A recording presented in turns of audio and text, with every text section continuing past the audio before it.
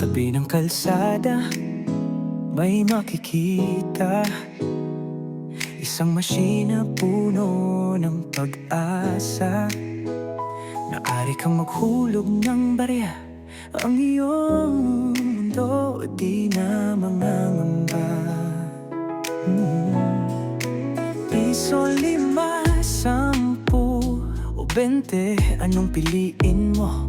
Mga pangarap na kay sarap abutin, di ba boss ko? Maraming salamat sa pagtangkilik mo. Sa Piso Wi-Fi kami narito.